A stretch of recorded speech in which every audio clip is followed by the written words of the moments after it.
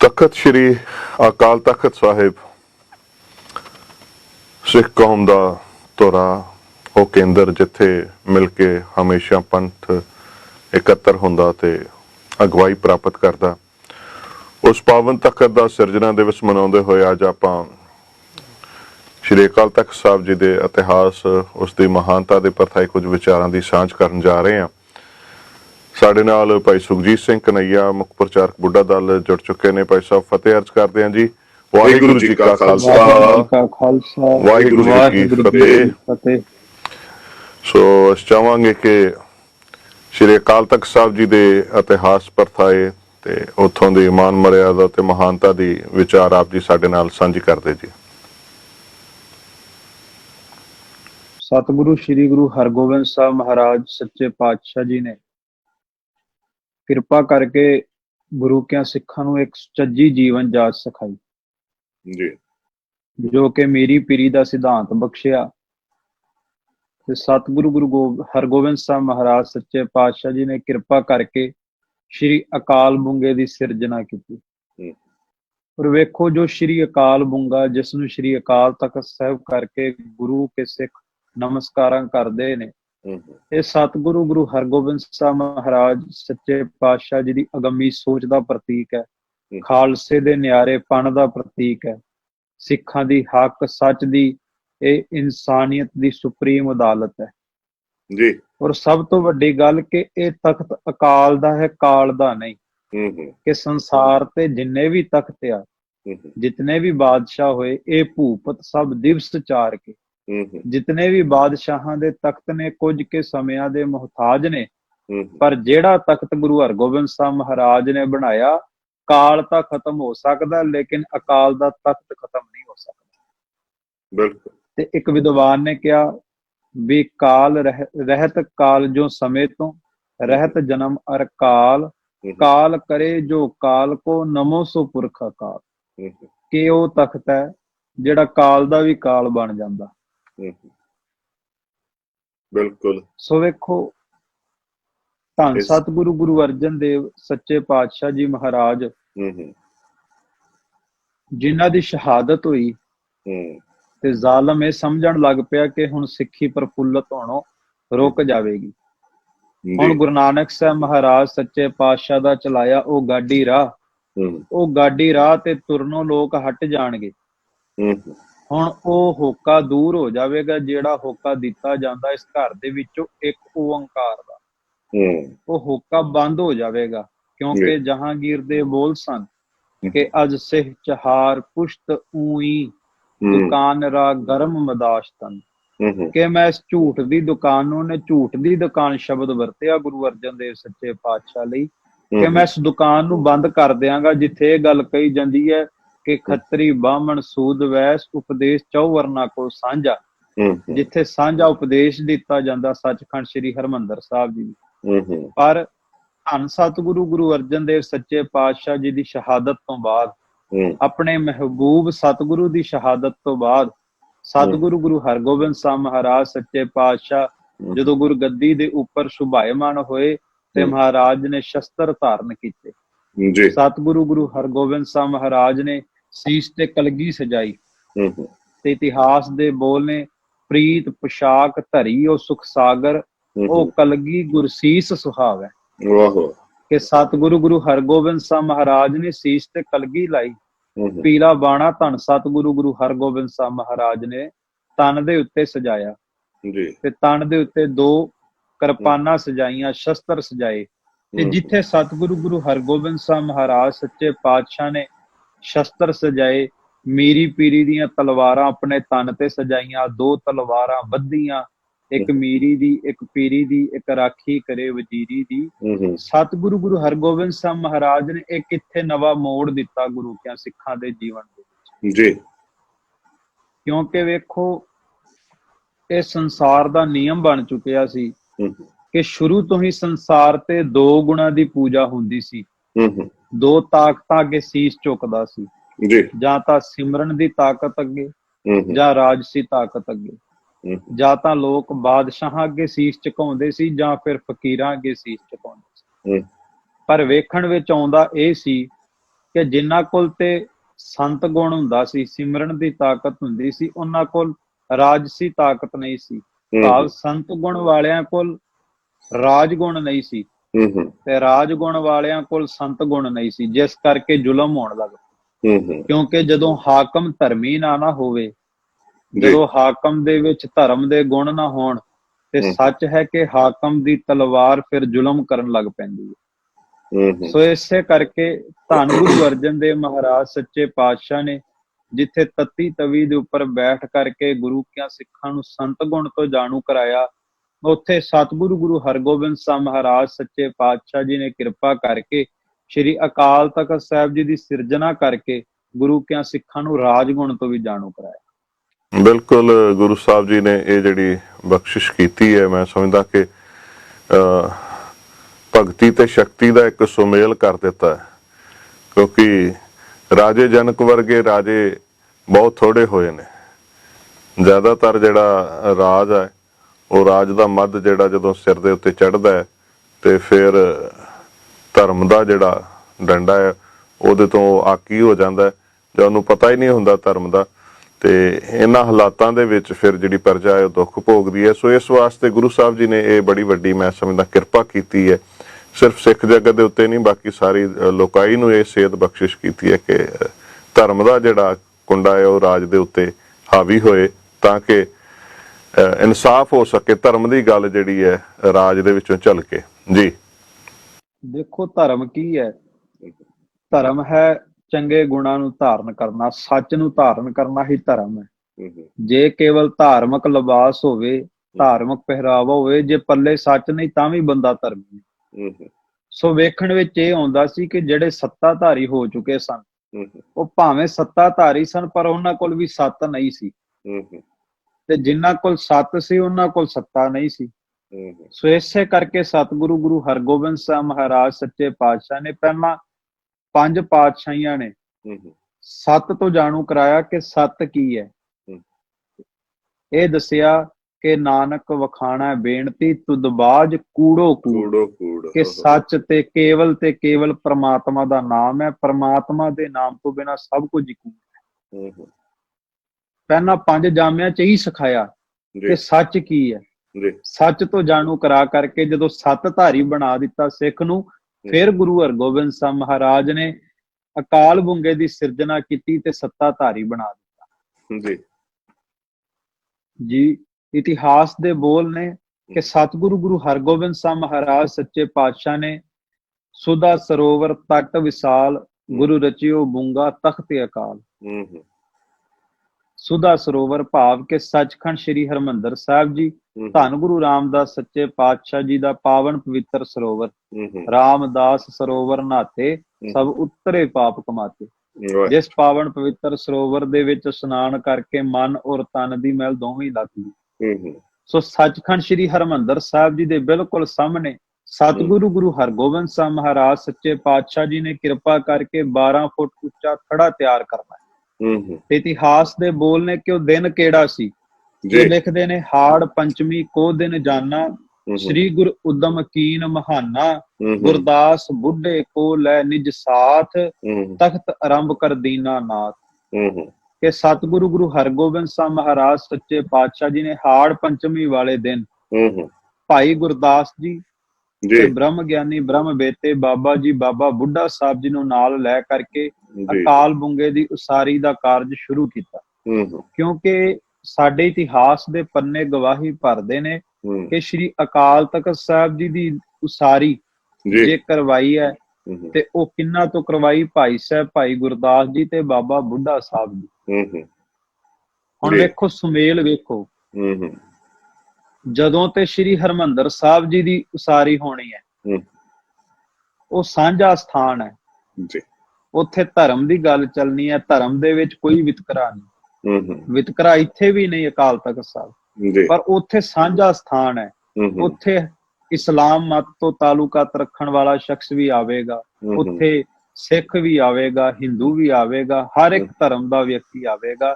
ਤੇ ਸਤਿਗੁਰੂ ਨੇ ਸ਼੍ਰੀ ਹਰਿਮੰਦਰ ਸਾਹਿਬ ਜੀ ਦੀ ਨੀਂਹ ਰਖਾਈ ਸਾਈਂ ਮੀਆਂ ਮੀਰ ਤੋਂ।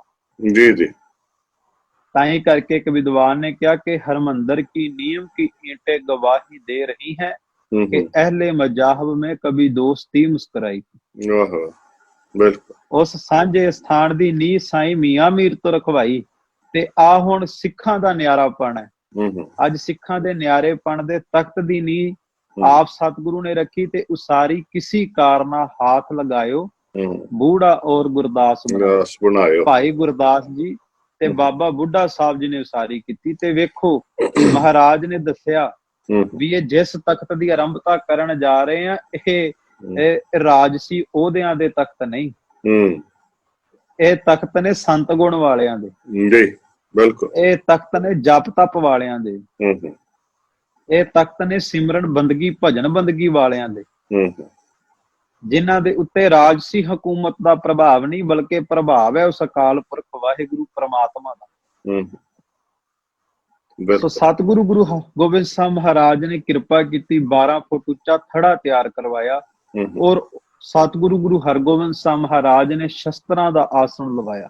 ਅੱਜ ਵੀ ਸ੍ਰੀ ਅਕਾਲ ਤਖਤ ਸਾਹਿਬ ਵਿਖੇ ਜਦੋਂ ਦਰਸ਼ਨ ਕਰਨ ਜਾਂਦੇ ਆ ਤੇ ਉੱਥੇ ਸ਼ਸਤਰਾਂ ਦਾ ਆਸਣ ਲੱਗਾ ਹੋਇਆ ਜੀ, ਉੱਚਾ ਕਰਕੇ ਆਸਣ ਜਿਹੜਾ ਸ਼ਸਤਰਾਂ ਦਾ, ਉੱਚਾ ਕਰਕੇ ਸ਼ਸਤਰਾਂ ਦਾ ਆਸਣ ਲੱਗਾ ਹੋਇਆ। ਵੇਖੋ ਗੁਰੂ ਹਰਗੋਬਿੰਦ ਸਾਹਿਬ ਮਹਾਰਾਜ ਦਾਦਾ ਜੀ ਨੇ ਗੁਰੂ ਗੋਬਿੰਦ ਸਿੰਘ ਮਹਾਰਾਜ ਜੀ ਦੀ ਜੀ, ਤੇ ਜੋ ਗੁਰੂ ਹਰਗੋਬਿੰਦ ਸਾਹਿਬ ਮਹਾਰਾਜ ਨੇ ਨੀਂਹ ਅੱਜ ਰੱਖ ਦਿੱਤੀ ਹੈ, ਸਤਿਗੁਰੂ ਗੁਰੂ ਹਰਗੋਬਿੰਦ ਸਾਹਿਬ ਮਹਾਰਾਜ ਨੇ ਇੱਕ ਵੱਖਰਾ ਸਿਧਾਂਤ ਬਖਸ਼ ਦਿੱਤਾ ਹੈ। ਉਸੇ ਸਿਧਾਂਤ ਨੂੰ ਗੁਰੂ ਕਲਗੀਧਰ ਪਾਤਸ਼ਾਹ ਜੀ ਨੇ ਕਲਮਬੰਦ ਕੀਤਾ ਜੀ। ਸਤਿਗੁਰੂ ਨੇ ਥੜਾ ਉੱਚਾ ਕਰਕੇ ਸ਼ਸਤਰਾਂ ਦਾ ਉੱਚਾ ਆਸਣ ਲਵਾਇਆ ਤੇ ਗੁਰੂ ਗੋਬਿੰਦ ਸਿੰਘ ਮਹਾਰਾਜ ਨੇ ਉਧਰ ਇਸੇ ਸਿਧਾਂਤ ਨੂੰ ਕਲਮਬੰਦ ਕਰ ਦਿੱਤਾ।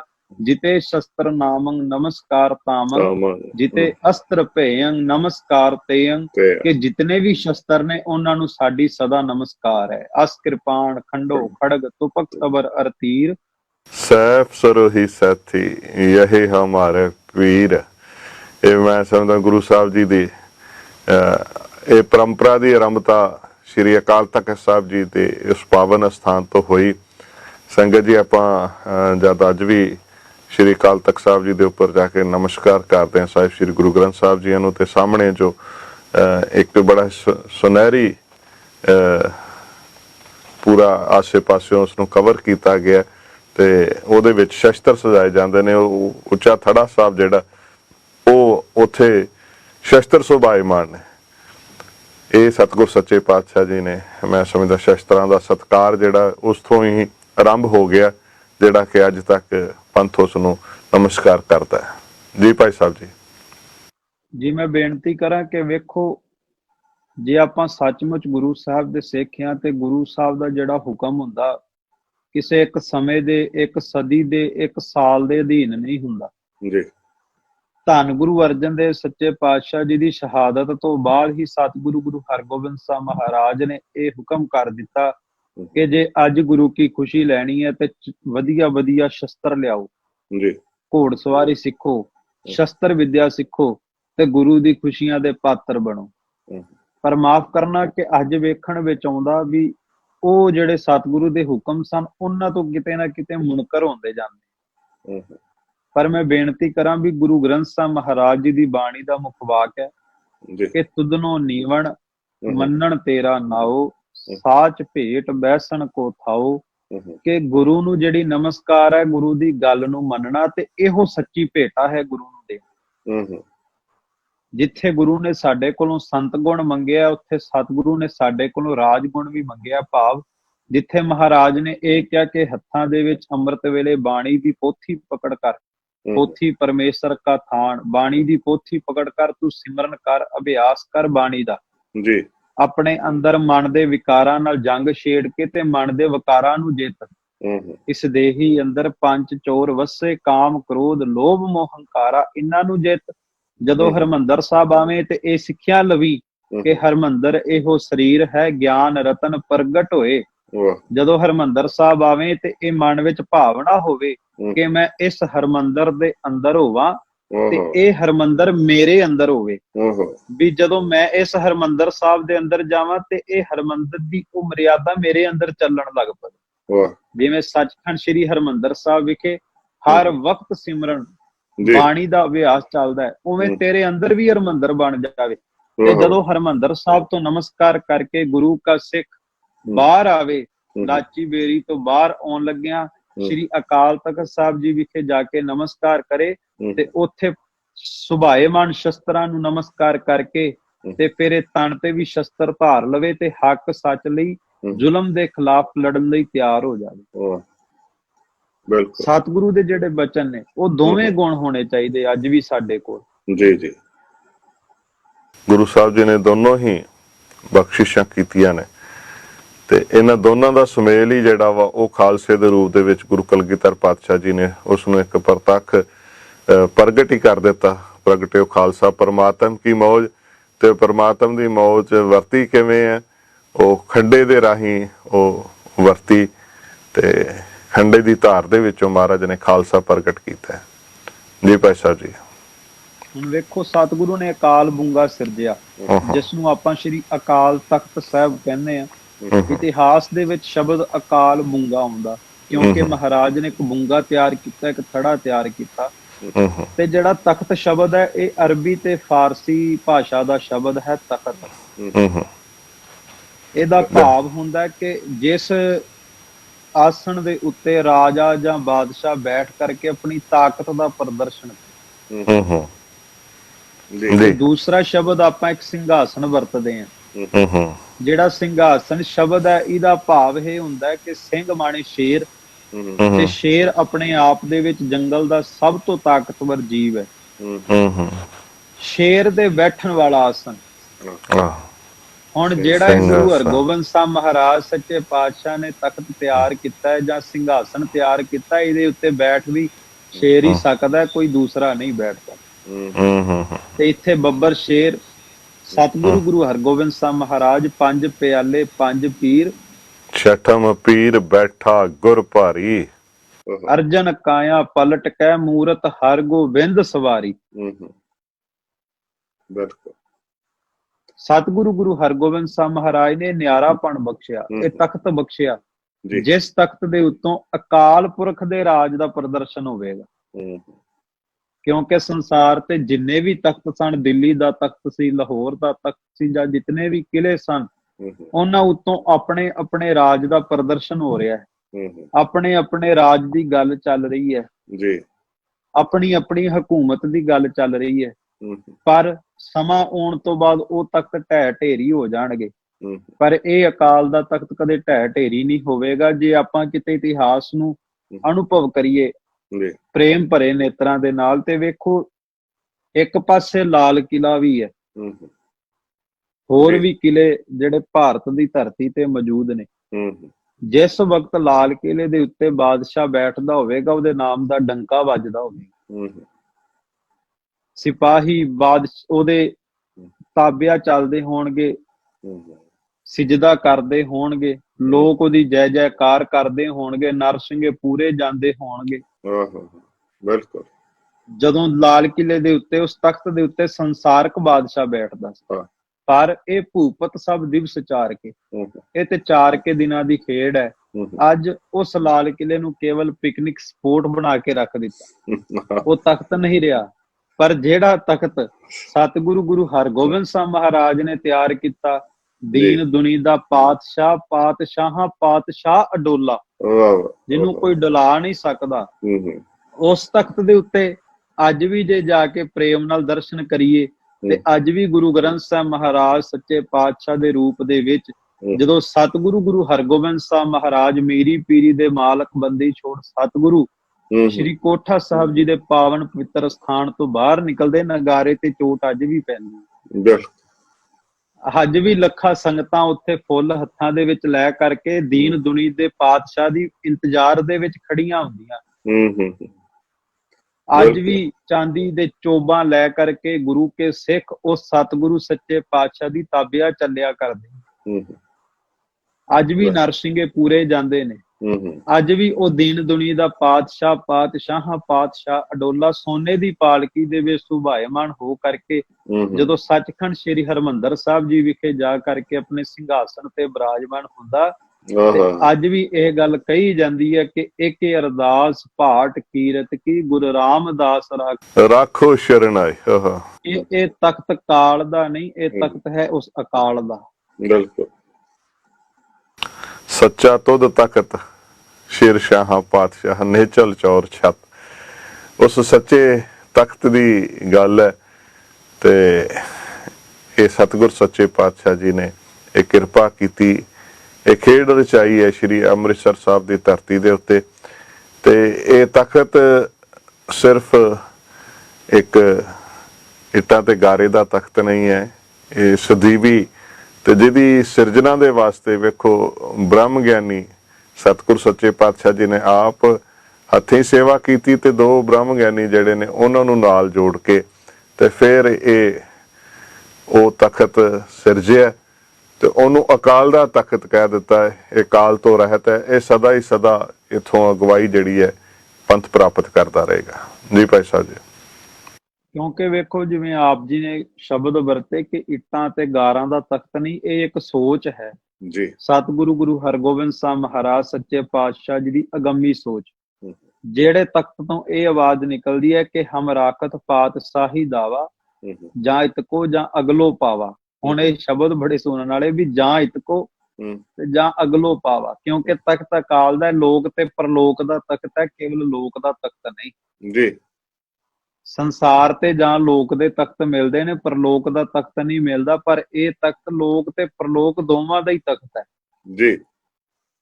ਤੇ ਸ਼੍ਰੀ ਅਕਾਲ ਬੁੰਗੇ ਦੇ ਪਹਿਲੇ ਜਥੇਦਾਰ ਸਤਿਗੁਰੂ ਨੇ ਭਾਈ ਗੁਰਦਾਸ ਜੀ ਨੂੰ ਬਣਾਇਆ। ਵਾਹਿਗੁਰੂ। ਤੇ ਉੱਥੇ ਅੱਜ ਵੀ ਜਦੋਂ ਆਪਾਂ ਦਰਸ਼ਨ ਕਰਨ ਜਾਂਦੇ ਹਾਂ, ਮੈਂ ਇੱਕ ਹੋਰ ਬੇਨਤੀ ਕਰਾਂ ਕਿ ਸਤਿਗੁਰੂ ਗੁਰੂ ਹਰਗੋਬਿੰਦ ਸਾਹਿਬ ਮਹਾਰਾਜ ਸੱਚੇ ਪਾਤਸ਼ਾਹ ਜੀ ਦੀ ਪੀਰੀ ਦੀ ਸ਼੍ਰੀ ਸਾਹਿਬ ਜੋ ਹੈ ਉਸ ਦੇ ਦਰਸ਼ਨ ਕੀਤੇ ਜਾ ਸਕਦੇ ਨੇ। ਉੱਥੇ ਇੱਕ ਮੀਰੀ ਦੀ ਵੀ ਸ਼੍ਰੀ ਸਾਹਿਬ ਹੈ ਜਿਹੜੀ ਅੱਜ ਵੀ ਸ਼੍ਰੋਮਣੀ ਪੰਥ ਅਕਾਲੀ ਬੁੱਢਾ ਦਲ ਪੰਜਵਾਂ ਤਖਤ ਦੇ ਤੋਸ਼ੇਖਾਨੇ ਦੇ ਵਿੱਚ ਮੌਜੂਦ ਹੈ, ਸੰਗਤਾਂ ਦਰਸ਼ਨ ਕਰ ਸਕਦੀਆਂ। ਕਿਉਂਕਿ ਭਾਈ ਗੁਰਦਾਸ ਜੀ ਤੋਂ ਬਾਅਦ ਹਾਂ ਬਿਲਕੁਲ, ਮੀਰੀ ਪੀਰੀ ਦੀਆਂ ਦੋ ਤਲਵਾਰਾਂ ਦੀ ਗੱਲ ਜਿਹੜੀ ਹੈ, ਦੋ ਤਲਵਾਰੀਆਂ ਬੱਧੀਆਂ, ਇੱਕ ਮੀਰੀ ਦੀ ਇੱਕ ਪੀਰੀ ਦੀ, ਇੱਕ ਅਜਮਤ ਦੀ ਇੱਕ ਰਾਜ ਦੀ, ਇੱਕ ਰਾਖੀ ਕਰੇ ਵਜ਼ੀਰ ਦੀ। ਸੋ ਇਹ ਦੋ ਤੇਗਾਂ ਦੀ ਜਿਹੜੀ ਗਾਥਾ ਹੈ ਉਹ ਸਾਡੇ ਸਾਹਮਣੇ ਇੱਥੇ ਆਉਂਦੀ ਹੈ ਤੇ ਉਹਨਾਂ ਸ਼ਸਤਰਾਂ ਦਾ ਸਤਿਕਾਰ ਜਿਹੜਾ ਆ ਉਹ ਸਮੂਹ ਖਾਲਸਾ ਪੰਥ ਬੜੇ ਹੀ ਅਦਬ ਤੇ ਸਤਿਕਾਰ ਦੇ ਨਾਲ ਕਰਦਾ ਹੈ। ਜੀ ਭਾਈ ਸਾਹਿਬ ਜੀ। ਸੋ ਮੀਰੀ ਪੀਰੀ ਦੀਆਂ ਤਲਵਾਰਾਂ ਜੋ ਸਤਿਗੁਰੂ ਗੁਰੂ ਹਰਗੋਬਿੰਦ ਸਾਹਿਬ ਮਹਾਰਾਜ ਸੱਚੇ ਪਾਤਸ਼ਾਹ ਨੇ ਧਨ ਤੇ ਸਜਾਈਆਂ, ਪਰ ਜੇ ਇਤਿਹਾਸ ਤੇ ਝਾਤ ਪਾਵਾਂਗੇ ਪਹਿਲਾਂ ਪੀਰੀ ਦੀ ਸਜਾਈ ਹੈ ਤੇ ਫਿਰ ਮੀਰੀ ਦੀ ਸਜਾਈ। ਕਿਉਂਕਿ ਅੱਜ ਵੀ ਸ਼੍ਰੀ ਅਕਾਲ ਤਖਤ ਸਾਹਿਬ ਵਿਖੇ ਜੋ ਪੀਰੀ ਮੀਰੀ ਦੇ ਦੋ ਨਿਸ਼ਾਨ ਸਾਹਿਬ ਨੇ, ਉਹਨਾਂ ਦੇ ਵਿੱਚੋਂ ਪੀਰੀ ਵਾਲਾ ਨਿਸ਼ਾਨ ਸਾਹਿਬ ਉੱਚਾ ਤੇ ਮੀਰੀ ਵਾਲਾ ਨਿਸ਼ਾਨ ਸਾਹਿਬ ਹੇਠਲਾ। ਕਿਉਂਕਿ ਇਹ ਉਹ ਤਖਤ ਹੈ ਜਿਹਦੇ ਤਖਤ ਦੇ ਉੱਤੇ ਰਾਜਨੀਤੀ ਦਾ ਪ੍ਰਭਾਵ ਨਹੀਂ, ਬਲਕਿ ਰਾਜਨੀਤੀ ਉੱਤੇ ਧਰਮ ਦਾ ਪ੍ਰਭਾਵ। ਸੋ ਉਹਨਾਂ ਵਿੱਚੋਂ ਜਿਵੇਂ ਮੈਂ ਬੇਨਤੀ ਕੀਤੀ ਕਿ ਪੀਰੀ ਦੀ ਸ਼੍ਰੀ ਸਾਹਿਬ ਅੱਜ ਵੀ ਸ਼੍ਰੀ ਅਕਾਲ ਤਖਤ ਸਾਹਿਬ ਵਿਖੇ ਸ਼ੋਭਤ ਹੈ, ਮੀਰੀ ਦੀ ਸ਼੍ਰੀ ਸਾਹਿਬ ਸ਼੍ਰੋਮਣੀ ਪੰਥ ਅਕਾਲੀ ਬੁੱਢਾ ਦਲ ਪੰਜਵਾਂ ਤਖਤ ਕੋਲ ਸ਼ੋਭਤ ਹੈ। ਕਿਉਂਕਿ ਭਾਈ ਗੁਰਦਾਸ ਜੀ ਤੋਂ ਬਾਅਦ ਸਤਿਗੁਰੂ ਗੁਰੂ ਗੋਬਿੰਦ ਸਿੰਘ ਮਹਾਰਾਜ ਸੱਚੇ ਪਾਤਸ਼ਾਹ ਜੀ ਨੇ ਜਦੋਂ ਹਜੂਰ ਸਾਹਿਬ ਦੀ ਧਰਤੀ ਤੋਂ ਦਲ ਪੰਥ ਦੇ ਰੂਪ ਦੇ ਵਿੱਚ ਬਾਬਾ ਬੰਦਾ ਸਿੰਘ ਬਹਾਦਰ ਨੂੰ ਪੰਜਾਬ ਦੀ ਧਰਤੀ ਤੇ ਭੇਜਣ ਦਾ ਹੁਕਮ ਕੀਤਾ, ਤਾਂ ਉਸ ਵਕਤ ਗੁਰੂ ਅੰਗਦ ਸਾਹਿਬ ਸੱਚੇ ਪਾਤਸ਼ਾਹ ਜੀ ਦੀ 7ਵੀਂ ਪੀੜ੍ਹੀ ਸਿੰਘ ਸਾਹਿਬ ਬਾਬਾ ਵਿਨੋਦ ਸਿੰਘ ਜੀ ਨੂੰ ਪ੍ਰਥਮ ਜਥੇਦਾਰ ਬਣਾਇਆ। ਜਿਹੜੇ ਇਤਿਹਾਸ ਦੇ ਬੋਲ ਨੇ, ਪ੍ਰਥਮ ਵਿਨੋਦ ਸਿੰਘ ਜਥੇਦਾਰ, ਦੁੱਤੇ ਕਾਨ ਸਿੰਘ ਬਲਕਾਰ। ਔਰ ਸਤਿਗੁਰੂ ਨੇ ਇੱਕ ਨਿਸ਼ਾਨ ਸਾਹਿਬ ਦਿੱਤਾ, ਇੱਕ ਨਗਾਰਾ ਸਾਹਿਬ ਦਿੱਤਾ, ਆਪਣੇ ਕਮਰ ਕੱਸੇ ਦੇ ਸ਼ਸਤਰ ਬਖਸ਼ੇ, ਜਿਹੜੇ ਸ਼ਸਤਰ ਅੱਜ ਵੀ ਬੁੱਢਾ ਦਲ ਕੋਲ ਮੌਜੂਦ ਨੇ। ਉਹਨਾਂ ਤੋਂ ਬਾਅਦ ਜਦੋਂ ਪੰਜਾਬ ਦੀ ਧਰਤੀ ਤੇ ਫਤਿਹ ਦੇ ਨਿਸ਼ਾਨ ਝੁਲਾਏ ਗਏ ਤਾਂ ਸਿੰਘ ਸਾਹਿਬ ਬਾਬਾ ਵਿਨੋਦ ਸਿੰਘ ਜੀ ਸ਼੍ਰੀ ਅਕਾਲ ਬੁੰਗੇ ਤੇ ਜਾ ਕੇ ਸਨ। ਕਿਉਂਕਿ 1920 ਤੋਂ ਪਹਿਲਾਂ ਜਿਹੜਾ ਸ਼੍ਰੀ ਅਕਾਲ ਤਖਤ ਸਾਹਿਬ ਜੀ ਦਾ ਪ੍ਰਬੰਧ ਉਹ ਸ਼੍ਰੋਮਣੀ ਪੰਥ ਅਕਾਲੀ ਬੁੱਢਾ ਦਲ ਕੋਲ ਸੀ। ਪਰ ਜਦੋਂ ਅੰਗਰੇਜ਼ਾਂ ਦੇ ਨਾਲ ਜੰਗ ਹੋਇਆ ਪੰਜਾਬ ਦੀ ਧਰਤੀ ਤੇ ਬਾਬਾ ਹਨੂਮਾਨ ਸਿੰਘ ਸਾਹਿਬ ਜੀ ਦਾ, ਤਾਂ ਸ਼੍ਰੋਮਣੀ ਪੰਥ ਅਕਾਲੀ ਬੁੱਢਾ ਦਲ ਹਜੂਰ ਸਾਹਿਬ ਦੀ ਧਰਤੀ ਤੇ ਚਲਿਆ ਗਿਆ। ਉਸ ਤੋਂ ਬਾਅਦ ਫਿਰ ਸ਼੍ਰੋਮਣੀ ਗੁਰਦੁਆਰਾ ਪ੍ਰਬੰਧਕ ਕਮੇਟੀ ਹੋਂਦ ਵਿੱਚ ਆਈ ਪਰ ਮੈਂ ਜਿਹੜੀ ਹੁਣ ਬੇਨਤੀ ਕਰਨ ਲੱਗਾ ਕਿ ਉਸ ਅਕਾਲ ਤਖਤ ਸਾਹਿਬ ਦੇ ਉੱਤੇ ਕੈਸੇ ਕੈਸੇ ਜੁਝਾਰੂ ਸੂਰਮੇ ਸਜੇ, ਜਿਨ੍ਹਾਂ ਨੇ ਇਸ ਦੇਸ਼ ਦੀ ਖਾਤਰ, ਇਸ ਧਰਤੀ ਦੀ ਖਾਤਰ ਆਪਣੇ ਤਨ ਦੀਆਂ ਕੁਰਬਾਨੀਆਂ ਕਰਕੇ ਇਹ ਸਿਖਾਇਆ ਕਿ ਇਹ ਤਖਤ ਦੇ ਵਾਰਸ ਉਹ ਨੇ ਜਿਹੜੇ ਆਪਣੇ ਤਨ ਦੀਆਂ ਕੁਰਬਾਨੀਆਂ ਕਰਕੇ ਵੀ ਦੂਸਰਿਆਂ ਦੇ ਤਨ ਦੀਆਂ ਰੱਖ। ਸੋ ਬਿਲਕੁਲ ਇਹ ਤਖਤ ਜਿਹੜਾ ਹੈ ਇਹ ਸੱਚ ਦਾ ਤਖਤ ਹੈ, ਅਕਾਲ ਦਾ ਤਖਤ ਹੈ, ਤੇ ਇਥੋਂ ਸਦਾ ਹੀ ਸੱਚ ਦਾ ਬੋਲਬਾਲਾ ਜਿਹੜਾ ਉਹ ਹੁੰਦਾ ਰਿਹਾ। ਤੇ ਇਸ ਦੇ ਮਾਣਮੱਤੇ ਇਤਿਹਾਸ ਦੇ ਨਾਲ ਆਪਾਂ ਅੱਗੋਂ ਜੁੜਦੇ ਹਾਂ। ਛੋਟਾ ਜਿਹਾ ਇੱਥੇ ਵਿਸ਼ਰਾਮ ਲੈ ਕੇ ਅਸੀਂ ਬਹੁਤ ਜਲਦੀ ਹਾਜ਼ਰ ਹੋ ਰਹੇ ਹਾਂ ਜੀ। ਸ਼੍ਰੀ ਅਕਾਲ ਤਖਤ ਸਾਹਿਬ ਜੋ ਸਿਰਫ ਇੱਕ ਸਥਾਨ ਨਹੀਂ, ਇੱਕ ਸਿਧਾਂਤ ਹੈ, ਤੇ ਜਿੱਥੋਂ ਸਤਿਗੁਰ ਸੱਚੇ ਪਾਤਸ਼ਾਹ ਜੀ ਦੀ ਉਹ ਮੇਰ ਰਹਿਮਤ ਤੇ ਅਗਵਾਈ ਜਿਹੜੀ ਹੈ ਉਹ ਪੰਥ ਨੂੰ ਸਦਾ ਹੀ ਪ੍ਰਾਪਤ ਹੁੰਦੀ ਰਹੀ ਹੈ। ਸੋ ਉਸ ਦੀ ਸਥਾਪਨਾ ਦਿਵਸ ਦੇ ਮੌਕੇ ਤੇ ਅੱਜ ਅਸੀਂ ਉਸ ਪਵਿੱਤਰ ਇਤਿਹਾਸ ਦੇ ਨਾਲ ਜੁੜੇ ਹੋਏ ਹਾਂ। ਬੁੱਢਾ ਦਲ ਦੇ ਮੁੱਖ ਪ੍ਰਚਾਰਕ ਭਾਈ ਸੁਖਜੀਤ ਸਿੰਘ ਕਨਈਆ ਸਾਡੇ ਨਾਲ ਅੱਜ ਵਿਚਾਰਾਂ ਦੀ ਸਾਂਝ ਕਰਦੇ ਪਏ ਨੇ। ਸੋ ਅੱਗੋਂ ਆਪਾਂ ਭਾਈ ਸਾਹਿਬ ਜੀ ਪਾਸੋਂ ਸਰਵਣ ਕਰਦੇ ਹਾਂ। ਜੀ ਭਾਈ ਸਾਹਿਬ ਜੀ। ਹਾਂਜੀ, ਜਿਵੇਂ ਸ੍ਰੀ ਅਕਾਲ ਤਖਤ ਸਾਹਿਬ ਜੀ ਦੀ ਸਿਰਜਣਾ ਪ੍ਰਥਾ ਹੈ, ਆਪ ਸਭ ਸੰਗਤਾਂ ਨੂੰ ਮੈਂ ਸਾਂਝ ਪਾਈ ਹੈ। ਵੇਖੋ, ਜਿੱਥੇ ਸ੍ਰੀ ਅਕਾਲ ਤਖਤ ਸਾਹਿਬ ਜੀ ਦੇ ਸਿਧਾਂਤ ਦੀ ਗੱਲ ਚੱਲੇਗੀ, ਉੱਥੇ ਜਿਨ੍ਹਾਂ ਨੇ ਉਸ ਅਕਾਲ ਤਖਤ ਸਾਹਿਬ ਦੇ ਅਕਾਲੀ ਸਿਧਾਂਤ ਤੇ ਪਹਿਰਾ ਦਿੱਤਾ, ਅਕਾਲੀ ਸਿਧਾਂਤ ਤੇ ਪਹਿਰਾ ਦੇਣ ਵਾਲੇ ਅਕਾਲੀ ਵਾਰਸਾਂ ਦੀ ਵੀ ਗੱਲ ਉੱਥੇ ਕਰਨੀ ਬਣਦੀ ਜੀ। ਕਿਉਂਕਿ ਜਿਨ੍ਹਾਂ ਨੇ ਉਸ ਸਿਧਾਂਤ ਨੂੰ ਬਰਕਰਾਰ ਰੱਖਿਆ, ਜਿਨ੍ਹਾਂ ਸਤਿਗੁਰੂ ਗੁਰੂ ਹਰਗੋਬਿੰਦ ਸਾਹਿਬ ਸੱਚੇ ਪਾਤਸ਼ਾਹ ਜੀ ਦੇ ਬਖਸ਼ੇ ਮੇਰੀ ਪੀਰੀ ਦੇ ਸਿਧਾਂਤ ਨੂੰ ਮਨ ਦੇ ਵਿੱਚ ਵਸਾ ਕਰਕੇ ਸਦਾ ਪੀਰੀ ਨੂੰ ਉੱਚਾ ਰੱਖਿਆ ਤੇ ਮੇਰੀ ਨੂੰ ਹਮੇਸ਼ਾ ਹੇਠਾਂ ਰੱਖਿਆ। ਕਿ ਉੱਥੇ ਇਸ ਗੱਲ ਦਾ ਹੀ ਹੋਕਾ ਦਿੱਤਾ ਜਾਂਦਾ ਰਿਹਾ, ਰਾਜ ਨਾ ਚਾਹੋ ਮੁਕਤ ਨਾ ਚਾਹੋ ਮਨ ਪ੍ਰੀਤ ਚਰਨ ਕਮਲਾਰੇ, ਕਿ ਸੰਸਾਰਕ ਰਾਜ ਨਹੀਂ ਚਾਹੀਦਾ, ਸੰਸਾਰਕ ਮੁਕਤੀ ਨਹੀਂ ਚਾਹੀਦੀ, ਅਕਾਲ ਤਖਤ ਸਾਹਿਬ ਦੇ ਵਾਰਸਾਂ ਨੂੰ ਚਾਹੀਦਾ ਗੁਰੂ ਕੇ ਚਰਨਾਂ ਦੀ ਪ੍ਰੀਤੀ, ਗੁਰੂ ਕੇ ਚਰਨਾਂ ਦੀ ਮੌਜ। ਭਾਈ ਸਾਹਿਬ ਭਾਈ ਗੁਰਦਾਸ ਜੀ ਸ੍ਰੀ ਅਕਾਲ ਤਖਤ ਸਾਹਿਬ ਜੀ ਦੇ ਪਹਿਲੇ ਜਥੇਦਾਰ ਹੋਏ। ਉਹਨਾਂ ਤੋਂ ਬਾਅਦ ਜਥੇਦਾਰ ਬਣੇ ਸਿੰਘ ਸਾਹਿਬ ਬਾਬਾ ਵਿਨੋਦ ਸਿੰਘ ਜੀ, ਗੁਰੂ ਅੰਗਦ ਸਾਹਿਬ ਜੀ ਦੀ 7ਵੀਂ ਪੀੜ੍ਹੀ। ਇਹਨਾਂ ਤੋਂ ਬਾਅਦ ਜਥੇਦਾਰ ਬਣੇ ਸਿੰਘ ਸਾਹਿਬ ਦੀਵਾਨ ਦਰਬਾਰਾ ਸਿੰਘ ਜੀ, ਜਿਨ੍ਹਾਂ ਦੇ ਮੈਂ ਪਹਿਲਾਂ ਵੀ ਆਪ ਜੀ ਨਾਲ ਬੋਲ ਸਾਂਝੇ ਕੀਤੇ, ਜਿਨ੍ਹਾਂ ਦੇ ਬੋਲ ਹੁੰਦੇ ਸਨ ਕਿ ਹਮ ਰਾਖਤ ਪਾਤਸ਼ਾਹੀ ਦਾਵਾ, ਜਾਂ ਇਤਕੋ ਜਾਂ ਅਗਲੋ ਪਾਵਾ, ਕਿ ਸਾਨੂੰ ਉਸ ਸਤਿਗੁਰੂ ਸੱਚੇ ਪਾਤਸ਼ਾਹ ਨੇ ਹੰਨੇ ਹੰਨੇ ਪਾਤਸ਼ਾਹੀ ਦਿੱਤੀ ਹੈ, ਤੇ ਸਾਡਾ ਦਾਵਾ ਸਦਾ ਹੀ ਪਾਤਸ਼ਾਹੀਆਂ ਦਾ, ਭਾਵੇਂ ਪਾਤਸ਼ਾਹ ਇੱਥੋਂ ਦੀ ਹੋਵੇ ਤੇ ਭਾਵੇਂ ਅਗਾਂਹ ਦਰਗਾਹ ਦੀ ਹੋਵੇ। ਕਿਉਂਕਿ ਉਹ ਜਿਹੜੇ ਵਾਰਸ ਜਿਨ੍ਹਾਂ ਨੇ ਉਸ ਸਿਧਾਂਤ ਨੂੰ ਬਰਕਰਾਰ ਰੱਖਿਆ, ਉਹ ਧਰਮ ਦੀ ਸਿੱਖਿਆ ਲੈ ਕਰਕੇ ਉਸ ਤਖਤ ਦੇ ਵਾਰਸ ਬਣੇ, ਧਰਮ ਦੇ ਗੁਣਾਂ ਨੂੰ ਧਾਰਨ ਕਰਕੇ, ਸੇਵਾ ਕਰਕੇ, ਸਿਮਰਨ ਕਰਕੇ ਫਿਰ ਤਖਤ ਦੇ ਵਾਰਸ ਬਣੇ। ਕਿਸੇ ਦੀ ਚੋਣ ਦੇ ਨਾਲ ਨਹੀਂ, ਬਲਕਿ ਗੁਰੂ ਦੀ ਕਿਰਪਾ ਰਹਿਮਤ ਦੇ ਨਾਲ। ਦੀਵਾਨ ਦਰਬਾਰਾ ਸਿੰਘ ਜੀ ਵੇਲੇ ਜਿਵੇਂ ਇੱਕ ਵਾਰ ਆਪ ਜੀ ਨਾਲ ਇਤਿਹਾਸ ਦੀ ਝਲਕ ਸਾਂਝੀ ਕੀਤੀ ਸੀ, ਮੰਜੀ ਸਾਹਿਬ ਦੀਵਾਨ ਨਾਲ ਵੀ ਮੈਂ ਬੇਨਤੀ ਕੀਤੀ ਸੀ ਕਿ ਜਿਸ ਵਕਤ ਗੁਰੂ ਖਾਲਸਾ ਪੰਥ ਦੀ ਚੜ੍ਹਤ ਨੂੰ ਵੇਖ ਕੇ ਸੰਸਾਰ ਦੇ ਬਾਦਸ਼ਾਹ ਨੇ ਨਵਾਬੀ ਦੀ ਖਿੱਲਤ ਭੇਜੀ ਭਾਈ ਸੁਬੇਗ ਸਿੰਘ ਦੇ ਹੱਥ ਜੀ, ਤੇ ਭਾਈ ਸਾਹਿਬ ਭਾਈ ਰਤਨ ਸਿੰਘ ਭੰਗੂ ਜੀ ਦੇ ਪੰਥ ਪ੍ਰਕਾਸ਼ ਵਿੱਚ ਬੋਲਨੇ ਕਿ ਜਿਸ ਵਕਤ ਭਾਈ ਸੁਬੇਗ ਸਿੰਘ ਜੀ ਸ਼੍ਰੀ ਅਕਾਲ ਬੁੰਗੇ ਵਿਖੇ ਭਾਵ ਸ਼੍ਰੀ ਅਕਾਲ ਤਖਤ ਸਾਹਿਬ ਵਿਖੇ ਆਏ, ਉਹਨਾਂ ਵੇਖਿਆ ਵੀ ਕਿਤੇ ਕੁਝ ਸਿੰਘ ਬੈਠ ਕਰਕੇ ਬਾਣੀ ਪੜ੍ਹ ਰਹੇ ਨੇ, ਬਾਣੀ ਦਾ ਅਭਿਆਸ ਕਰ ਰਹੇ ਨੇ, ਕੋਈ ਇੱਕ ਦੂਸਰੇ ਦਾ ਸਿਰ ਵਾਹ ਰਿਹਾ, ਕੋਈ ਦਸਤਾਰ ਸਜਾ ਰਿਹਾ। ਜਦੋਂ ਇਸ ਤਰ੍ਹਾਂ ਉਹਨਾਂ ਨੇ ਆ ਕਰਕੇ ਉਹ ਅਲੌਕਿਕ ਨਜ਼ਾਰਾ ਵੇਖਿਆ, ਤੇ ਉਹ ਸ਼੍ਰੀ ਅਕਾਲ ਬੁੰਗੇ ਵਿਖੇ ਉਹ ਜਥੇਦਾਰ ਦੇ ਸਨਮੁਖ ਖੜੇ ਹੋਏ, ਤੇ ਉਹਨਾਂ ਨੇ ਇੱਕ ਅਰਜ਼ ਗੁਜ਼ਾਰੀ ਕਿ ਇਹ ਪੰਥ ਦੇ ਜਥੇਦਾਰ ਜੀ, ਮੈਨੂੰ ਸੰਸਾਰ ਦੇ ਬਾਦਸ਼ਾਹ ਨੇ ਸੰਸਾਰ ਦੀ ਨਵਾਬੀ ਦੀ ਖਿੱਲਤ ਦੇ ਕਰਕੇ ਤੁਸਾਂ ਕੋਲ ਭੇਜਿਆ, ਇਹ ਨਵਾਬੀ ਪ੍ਰਵਾਨ ਕਰੋ। ਤੇ ਉਹਨਾਂ ਦੇ ਬੋਲ ਸਨ ਕਿ ਅਸੀਂ ਨਵਾਬੀ ਕਦ ਚਾਹੀ, ਕਿ ਅਸੀਂ ਨਵਾਬੀ ਚਾਹੁੰਦੇ ਹੀ ਨਹੀਂ, ਅਸੀਂ ਕਦੇ ਨਵਾਬੀ ਲਈ ਮੰਗ ਨਹੀਂ ਕੀਤੀ। ਸਤਿਗੁਰੂ ਪਾਤਸ਼ਾਹੀ ਦਈ ਹੰਨੇ ਹੰਨੇ ਲਾਏ, ਜਹਾਂ ਜਹਾਂ ਬਹਿ ਮਲ ਜ਼ਮੀਨ ਤਹਿ ਤਹਿ ਤਖਤ ਬਣਾਏ।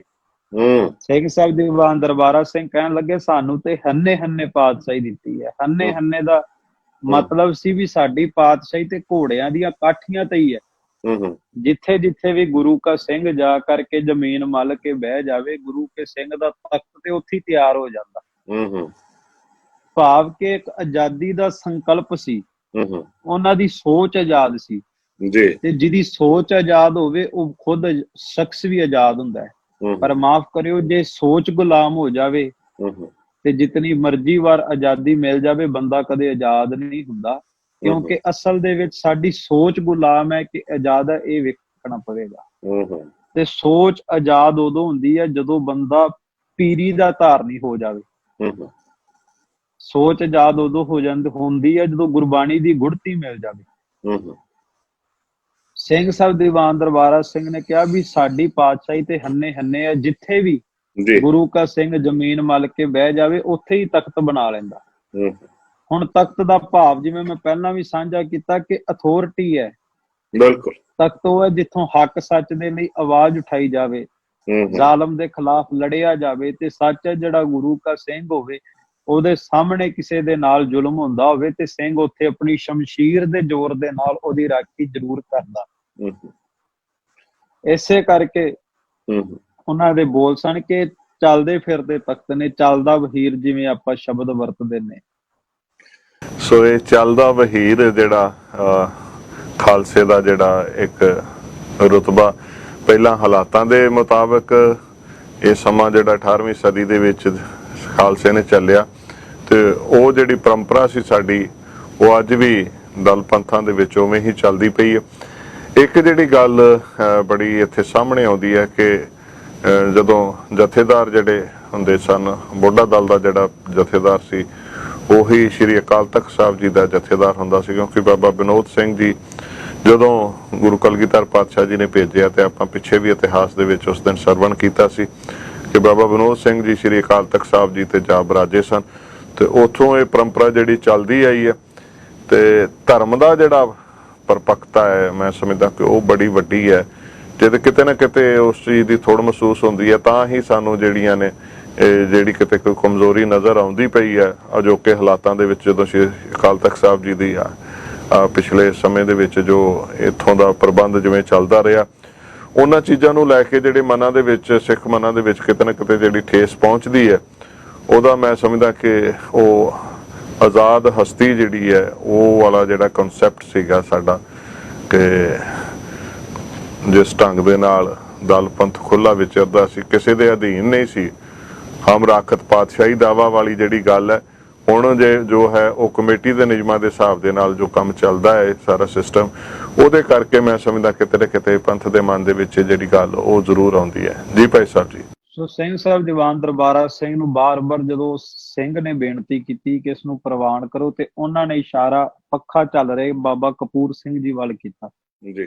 ਤੇ ਮੈਂ ਜਿਹੜੀ ਖੇਨਵਾਤਰੀ ਬੇਨਤੀ ਕਰਾਂ ਕਿ ਬਾਬਾ ਕਪੂਰ ਸਿੰਘ ਜੀ ਨੂੰ ਜਦੋਂ ਪੰਥ ਦਾ ਹੁਕਮ ਹੋਇਆ ਕਿ ਤੁਸੀਂ ਨਵਾਬੀ ਲਓ, ਨਵਾਬੀ ਦੀ ਖਿਲਤ ਤੁਸਾਂ ਨੂੰ ਦਿੱਤੀ ਜਾਵੇਗੀ, ਤੇ ਉਹ ਕਹਿਣ ਲੱਗੇ ਕਿ ਮੈਨੂੰ ਨਵਾਬੀ ਨਹੀਂ ਚਾਹੀਦੀ।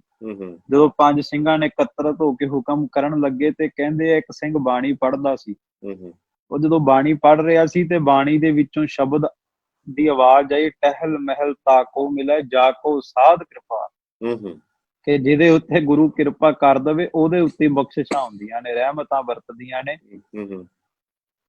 ਸੋ ਜਦੋਂ ਇਹ ਪੰਕਤੀ ਦਾ ਸ਼ਬਦ ਆਇਆ ਤੇ ਉਹ ਕਹਿਣ ਲੱਗੇ ਕਿ ਹੁਣ ਤੇ ਗੁਰੂ ਦਾ ਵੀ ਹੁਕਮ ਹੋ ਗਿਆ, ਤੇ ਹੁਣ ਤੇ ਤੈਨੂੰ ਨਵਾਬੀ ਲੈਣੀ ਪਊਗੀ। ਵੇਖੋ, ਉਹ ਵਾਰਸ ਨੇ ਅਕਾਲ ਤਖਤ ਸਾਹਿਬ ਦੇ, ਜਿਨ੍ਹਾਂ ਦਾ ਗੁਰੂ ਤੇ ਅਟੁੱਟ ਵਿਸ਼ਵਾਸ ਹੈ, ਅਟੁੱਟ ਭਰੋਸਾ ਹੈ, ਜਿਹੜਾ ਭਰੋਸਾ ਡੋਲਦਾ ਨਹੀਂ। ਉਹ ਵਾਰਸ ਨੇ ਅਕਾਲ ਤਖਤ ਸਾਹਿਬ ਦੇ, ਜਿਹੜੇ ਪਾਵਨ ਪਵਿੱਤਰ ਅੰਮ੍ਰਿਤ ਸਰੋਵਰ ਦੇ ਵਿੱਚ ਪਰਚੀ ਗੇਰ ਕਰਕੇ ਗੁਰੂ ਨੂੰ ਸਮਰਪਿਤ ਹੋ ਕੇ ਕਹਿ ਦਿੰਦੇ ਆ ਕਿ ਪਾਤਸ਼ਾਹ ਸਾਡੀ ਬੁੱਧ ਇਤਨੀ ਸਮਰੱਥਾ ਨਹੀਂ ਅਸੀਂ ਤੇਰੇ ਪੰਥ ਦੇ ਫੈਸਲੇ ਲੈ ਸਕੀਏ, ਹੁਣ ਪੰਥ ਦਾ ਮਾਲਕ ਤੂੰ ਹੈ, ਫੈਸਲੇ ਵੀ ਤੂੰ ਆਪ ਲੈ। ਭਾਵ ਆਪਣਾ ਆਪ ਗੁਰੂ ਨੂੰ ਸੌਂਪਿਆ ਹੋਵੇ, ਉਹ ਵਾਰਸ ਨੇ। ਬਿਲਕੁਲ, ਮੈਂ ਸਮਝਦਾ ਕਿ ਵੇਖੋ ਜਿਹੜੀ ਗੱਲ ਤੁਸੀਂ ਇਤਿਹਾਸ ਦੇ ਉੱਪਰ ਪਰਫੈਕਸ਼ਨ ਜਿਹੜੀ ਦੱਸਦੇ ਪਏ ਹੋ, ਕਿ ਉਹ ਕਹਿੰਦੇ ਤੈਨੂੰ ਲੈਣੀ ਪਊਗੀ ਨਵਾਬੀ, ਤੈਨੂੰ ਲੈਣੀ ਪਊਗੀ। ਜਿਹਨੂੰ ਮਿਲ ਰਹੀ ਹੈ ਉਹ ਮਨਾ ਕਰਦਾ ਪਿਆ, ਨਹੀਂ ਮੈਨੂੰ ਨਹੀਂ ਚਾਹੀਦੀ ਇਹ। ਤੇ ਅਜੋਕੇ ਹਾਲਾਤਾਂ ਦੇ ਵਿੱਚ ਮੈਂ ਸਮਝਦਾ ਕਿ ਅੱਜ ਦੀ ਜਿਹੜੀ ਰਾਜਨੀਤੀ ਉਹ ਚਾਹੁੰਦੀ ਹੈ ਵੀ ਸਾਨੂੰ ਕੁਰਸੀ ਮਿਲ ਜੇ, ਬਾਕੀ ਧਰਮ ਦਾ ਜੋ ਕੁਝ ਹੈ ਜਾਂ ਨਹੀਂ ਹੈ ਉਹਦੇ ਬਾਰੇ ਸੋਚ ਜਿਹੜੀ ਹੈ ਸਾਡੇ ਸਾਰਿਆਂ ਦੇ ਸਾਹਮਣੇ ਆ ਜਾਂਦੀ ਹੈ। ਪਰ ਮੈਂ ਸਮਝਦਾ ਕਿ ਬਾਬਾ ਕਪੂਰ ਸਿੰਘ ਵਰਗੇ ਉਹ ਜਿਹੜੀਆਂ ਹਸਤੀਆਂ ਤੇ ਉਸ ਸਮੇਂ ਦੇ ਜਿਹੜੇ ਗੁਰਸਿੱਖ ਪਿਆਰੇ ਸੀ, ਉਹਨਾਂ ਦੇ ਜੀਵਨ ਤੋਂ ਸਾਨੂੰ ਕਿਤੇ ਨਾ ਕਿਤੇ ਸੇਧ ਲੈਣੀ ਬਣਦੀ ਹੈ। ਤਾਂ ਹੀ ਪੰਥ ਦੀ ਜਿਹੜੀ ਚੜ੍ਹਦੀ ਕਲਾ ਹੈ ਉਹ ਸਾਡੇ ਸਾਹਮਣੇ ਹੋਰ ਪ੍ਰਗਟ ਹੋਏਗੀ। ਕਿਉਂਕਿ ਜਦੋਂ ਕਿਤੇ ਕੌਮੀ ਆਗੂਆਂ ਦੇ ਵਿੱਚ ਜਿੱਥੇ ਕਮਜ਼ੋਰੀ ਦਿਖਦੀ ਹੈ ਤੇ ਫਿਰ ਉਹਦੇ ਕੌਮ ਦੇ ਵਿੱਚ ਉਸ ਗੱਲ ਦੀ ਨਿਰਾਸ਼ਤਾ ਹੋਣੀ ਇੱਕ ਕੁਦਰਤੀ ਵਰਤਾਰਾ ਬਣ ਜਾਂਦਾ। ਜੀ ਭਾਈ ਸਾਹਿਬ। ਜੀ ਸਿੰਘ ਸਾਹਿਬ, ਦੀਵਾਨ ਦਰਬਾਰਾ ਸਿੰਘ ਦਾ ਮਨਾ ਕਰਨ ਦਾ ਇੱਕ ਕਾਰਨ ਇਹ ਵੀ ਹੋ ਸਕਦਾ ਹੈ ਕਿ ਵੇਖੋ ਅਕਾਲ ਤਖਤ ਸਾਹਿਬ ਦੇ ਜਥੇਦਾਰ ਵਜੋਂ ਸੇਵਾ ਨਿਭਾ ਰਹੇ ਨੇ, ਸੀਸ ਤੇ ਗੁਰੂ ਦੀ ਸਦਾ ਦਮਾਲਾ ਝੁੱਲ ਰਿਹਾ ਜੀ, ਤੇ ਉਸ ਦਮਾਲੇ ਉੱਤੇ ਉਹ ਸੰਸਾਰਕ ਬਾਦਸ਼ਾਹ ਦੀ ਨਵਾਬੀ ਦੀ ਦਸਤਾਰ ਕਿਵੇਂ ਰੱਖ ਸਕਦੇ? ਭਾਵ ਉਹਨਾਂ ਨੇ ਇਹ ਦਰਸਾਇਆ ਕਿ ਸੰਸਾਰ ਦੀਆਂ ਨਵਾਬੀਆਂ ਬਾਦਸ਼ਾਹਤਾਂ ਨੀਵੀਆਂ ਨੇ, ਥੱਲੇ ਨੇ, ਮੀਰੀ ਨੀਚੇ ਹੈ, ਪਰ ਇਹ ਪੀਰੀ ਦਾ ਤਖਤ ਸਦਾ ਉੱਚਾ ਹੈ। ਜੀ ਜੀ ਜੀ ਜੀ। ਸੋ ਬਾਬਾ ਕਪੂਰ ਸਿੰਘ ਜੀ ਨੇ ਜਦੋਂ ਪੰਥ ਦਾ ਹੁਕਮ ਹੋਇਆ ਤੇ ਉਹਨਾਂ ਨੇ ਕਿਹਾ ਮੇਰੀ 2 ਬੇਨਤੀਆਂ ਨੇ, ਉਹ ਵੀ ਪ੍ਰਵਾਨ ਕਰੋ। ਪਹਿਲੀ ਤਾਂ ਇਹ ਕਿ ਨਵਾਬੀ ਦੀ ਖਿੱਲਤ 5 ਸਿੰਘਾਂ ਦੇ ਚਰਨਾਂ ਨੂੰ ਛੁਆਈ ਜਾਵੇ। ਪੁੱਛਣ ਲੱਗੇ ਕਿਉਂ? ਕਹਿਣ ਲੱਗੇ ਇਸ ਕਰਕੇ ਕਿ ਇੱਕ ਤਾਂ ਇਹ ਸੰਸਾਰਕ ਬਾਦਸ਼ਾਹ ਦੀ ਮਾਇਆ ਦੇ ਵਿੱਚ ਮੈਲ ਹੈ, ਜਦੋਂ ਇਹ ਸਿੰਘਾਂ ਦੇ ਚਰਨਾਂ ਨੂੰ ਛੁਆਈ ਜਾਵੇਗੀ ਤੇ ਸਿੰਘਾਂ ਦੀ ਚਰਨਾਂ ਦੀ ਧੂੜੀ ਦੇ ਨਾਲ ਇਹ ਮੈਲ ਧੁੱਪ ਜਾਵੇਗੀ, ਦੂਰ ਹੋ ਜਾਵੇਗੀ।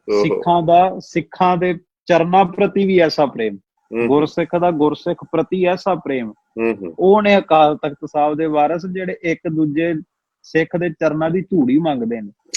ਤੇ ਮਾਫ ਕਰਿਓ, ਅੱਜ ਤੇ ਕਿਤੇ ਸਿੱਖ ਨੂੰ ਝੁਕ ਕੇ ਮਿਲ ਲਵੇ ਤੇ ਕਹਿਣਗੇ ਵੀ ਇਹ ਤੇ ਦੇਹਧਾਰੀ ਦੀ ਪੂਜਾ ਕਰਨ ਲੱਗ ਗਏ। ਪਰ ਅਸੀਂ ਉਹਨਾਂ ਦੇ ਵਾਰਸ ਹਾਂ ਜਿਹੜੇ ਸਿੱਖਾਂ ਦੇ ਚਰਨਾਂ ਦੀ ਧੂੜੀ ਤੇ ਵੀ ਐਸਾ ਵਿਸ਼ਵਾਸ ਰੱਖਦੇ।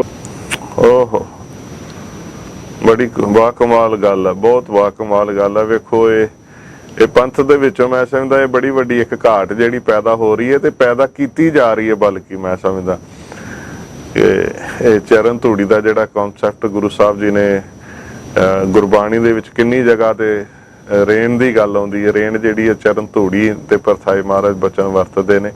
ਸੰਤਾਂ ਦੀ ਰੇਣ ਦੀ ਗੱਲ, ਗੁਰਸਿੱਖਾਂ ਦੀ ਚਰਨ ਧੂੜੀ ਦੀ ਗੱਲ ਬਾਰ-ਬਾਰ ਆਉਂਦੀ ਹੈ ਤੇ ਉਹ ਪ੍ਰੈਕਟੀਕਲੀ ਉਸ ਨੂੰ ਵੇਖੋ, ਨਵਾਬੀ ਆਈ ਹੈ ਤਾਂ ਕਹਿੰਦੇ ਗੁਰਸਿੱਖਾਂ ਦੇ ਚਰਨਾਂ ਨੂੰ ਛੁਹਾ ਕੇ। ਸੋ ਇਹ ਜੀਵਨ ਸੀ, ਉਹਨਾਂ ਦੀ ਘਾਲ ਕਮਾਈ ਸੀ, ਉਹਨਾਂ ਦਾ ਸਮਰਪਣ ਸੀਗਾ ਗੁਰੂ ਸਾਹਿਬ ਜੀ ਦੇ ਉਸ ਵਿਚਾਰਧਾਰਾ ਨੂੰ, ਜਿਹੜਾ ਮੈਂ ਸਮਝਦਾ ਕਿ ਇਤਿਹਾਸ ਤੋਂ ਸਾਨੂੰ ਪ੍ਰਤੱਖ ਉਹਦੇ ਦਰਸ਼ਨ ਹੁੰਦੇ ਨੇ। ਤੇ ਅੱਜ ਜਿਵੇਂ ਤੁਸੀਂ ਗੱਲ ਕਰ ਰਹੇ ਹੋ ਵੀ ਗੱਲ ਬਹੁਤ ਇੱਕ ਸਾਡੇ ਲਈ ਮੈਂ ਸਮਝਦਾ ਇੱਕ ਖਤਰਨਾਕ ਵਰਤਾਰਾ ਕਹਿ ਸਕਦੇ, ਜਦੋਂ ਅਸੀਂ ਸਿੱਖ ਦੇ ਖਿਲਾਫ ਇਸ ਢੰਗ ਦੇ ਨਾਲ ਹੋ ਜਾਂਦਾ। ਕਿਸੇ ਦਾ ਸਤਿਕਾਰ ਕਰਨਾ ਤਾਂ ਦੂਰ ਦੀ ਗੱਲ, ਜੇ ਕੋਈ ਕਰਦਾ ਤੇ ਉਹ ਗੱਲ ਸਹੀ ਹੈ। ਤੁਸੀਂ ਜੇ ਕੋਈ ਕਿਸੇ ਨੂੰ ਥੋੜਾ ਝੁੱਕ ਕੇ ਮਿਲ ਲੈਂਦਾ, ਕਹਿੰਦਾ ਇਹ ਦੇਹ ਦੀ ਗੱਲ ਹੋ ਗਈ ਹੈ। ਸੋ ਮੈਂ ਸਮਝਦਾ ਕਿ ਗੁਰੂ ਸਾਹਿਬ ਜੀ ਨੇ ਤੇ ਸਾਨੂੰ ਬਹੁਤ ਵੱਡਾ ਜੋ ਦੀਸੇ ਗੁਰ ਸਿੱਖੜਾ ਤੇ ਨਿਵ ਲਾਗਾਂ ਪਾਏ ਜੀਓ, ਤੇ ਇਹ ਸਾਨੂੰ ਸਤਿਗੁਰ ਸੱਚੇ ਪਾਤਸ਼ਾਹ ਜੀ ਨੇ ਸਿਧਾਂਤ ਬਖਸ਼ੇ ਹੋਏ ਨੇ ਤੇ ਇਹਨਾਂ ਨੂੰ ਸਾਨੂੰ ਕਾਇਮ ਰੱਖਣਾ ਬਣਦਾ। ਜੀ ਭਾਈ ਸਾਹਿਬ ਜੀ। ਜੀ ਬਿਲਕੁਲ, ਗੁਰੂ ਸਾਹਿਬ ਦੇ ਸਿੱਖ ਦੇ ਰਸਨਾ ਤੋਂ ਤੇ ਇਹ ਸ਼ਬਦ ਚੱਲਣੇ ਚਾਹੀਦੇ, ਆਏ ਮਿਲ ਗੁਰਸਿੱਖ ਆਏ ਮਿਲ ਤੂੰ ਮੇਰੇ ਗੁਰੂ ਕੇ ਪਿਆਰੇ। ਪਰ ਮਾਫ ਕਰਿਓ ਵੀ ਅੱਜ ਗੁਰੂ ਕਾ ਪਿਆਰਾ ਤੇ ਘੱਟ ਕਹੀਦਾ, ਬਲਕਿ ਏਜੰਸੀਆਂ ਦੀ ਮੋਹਰ ਜ਼ਿਆਦਾ ਲਾਈ ਦੀ। ਅੱਜ ਸਿੱਖ ਦੇ ਉੱਤੋਂ ਭਰੋਸਾ ਉਠਾਇਆ ਜਾ ਰਿਹਾ। ਇਹ ਸਭ ਸਾਜ਼ਿਸ਼ਾਂ ਦੇ ਅਧੀਨ ਹੋ ਰਿਹਾ ਕਿ ਜੇ ਸਿੱਖ ਇਕੱਤਰਤ ਹੋਣਗੇ, ਇਹ ਹੱਕ ਸੱਚ ਦੀ ਗੱਲ ਕਰਨਗੇ, ਆਪਣੀ ਰਾਜਸੀ ਤਾਕਤ ਬੁਲੰਦ ਕਰਨਗੇ। ਸੋ ਅੱਜ ਏਕਤਾ ਹੀ ਵਿਖਾਉਣ ਦੀ ਲੋੜ ਹੈ। ਦੂਸਰਾ ਬਚਨ ਬਾਬਾ ਕਪੂਰ ਸਿੰਘ ਜੀ ਨੇ ਕਿਹਾ, ਇੱਕ ਤਾਂ ਇਹ ਚਰਨਾਂ ਨੂੰ ਛੁਆਈ ਜਾਵੇ ਕਿ ਇਹ ਪਵਿੱਤਰ ਹੋ ਜਾਵੇ ਇਹਨਾਂ ਦੇ ਚਰਨਾਂ ਦੀ ਖਾਕ ਦੇ ਨਾਲ, ਧੂੜੀ ਦੇ ਨਾਲ, ਤੇ ਦੂਸਰਾ ਇਸ ਕਰਕੇ ਕਿ ਸੰਸਾਰ ਦੇ ਬਾਦਸ਼ਾਹ ਨੂੰ ਕਿਤੇ ਭੁਲੇਖਾ ਨਾ ਪੈ ਜਾਵੇ ਕਿ ਅਕਾਲ ਤਖਤ ਦੇ ਵਾਰਸ ਮੇਰੀ ਨਵਾਬੀ ਦੇ ਮੁਹਤਾਜ ਨੇ। ਨਹੀਂ, ਇਹ ਤੇਰੀ ਨਵਾਬੀ ਦੇ ਮੁਹਤਾਜ ਨਹੀਂ, ਇਹ ਗੁਰੂ ਦੀ ਪਾਤਸ਼ਾਹੀ ਦੇ ਮੁਹਤਾਜ। ਤੇ ਦੂਸਰਾ ਬਚਨ ਕਿਹਾ ਕਿ ਭਾਵੇਂ ਮੈਨੂੰ ਜਥੇਦਾਰੀ ਮਿਲ ਜਾਵੇ, ਪਰ ਮੇਰੇ ਕੋਲੋਂ ਘੋੜਿਆਂ ਦੀ ਤੇ ਸੰਗਤ ਦੀ ਸੇਵਾ ਨਾ ਵਾਪਸ ਲੈ। ਮੈਂ ਨਵਾਬੀ ਲੈ ਕੇ ਵੀ ਘੋੜਿਆਂ ਦੀ ਸੇਵਾ ਕਰਨੀ ਚਾਹੁੰਦਾ, ਨਵਾਬੀ ਲੈ ਕੇ ਵੀ ਸੰਗਤ ਦੇ ਚਰਨਾਂ ਦੇ ਜੋੜੇ ਝਾੜਨਾ ਚਾਹੁੰਦਾ।